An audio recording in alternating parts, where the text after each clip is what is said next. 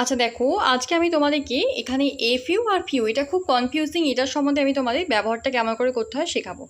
প্রথমে হচ্ছে a few. দেখো, এ ফিউটা হচ্ছে কোনো পজিটিভ অর্থাৎ পজিটিভ অর্থে ব্যবহৃত হয়। সেটা কীরকম দেখো, পজিটিভ অর্থে মানে কোনো, যেমন আছে দেখো, he has a few good friends so he is happy. অর্থাৎ এ ফিউ তখনই বলবে যখন তুমি বোঝাবে খুব অল্প পরিমাণে কিন্তু আছে, ঠিক আছে, মানে খুব অল্প পরিমাণে তার বন্ধু, খুব অল্প তার বন্ধু আছে, ভালো বন্ধু। দেয়ার আর এ ফিউ বুকস, সেখানে খুব অল্প বই আছে। কিন্তু দেখো, শুধু ফিউটা হচ্ছে নেগেটিভ অর্থে, অর্থাৎ মানে কোনো একটা নেগেটিভ না অর্থে ব্যবহৃত হয়, মানে একেবারেই নেই বললেই চলে। যেমন দেখো, I have got few friends, ঠিক আছে, আমার মানে ফিউ ফ্রেন্ড মানে খুবই অল্প বা নেই বলতে পারো। হি হ্যাজ ফিউ ফটো মানে খুব সামান্য তার ফটো আছে বা নেই।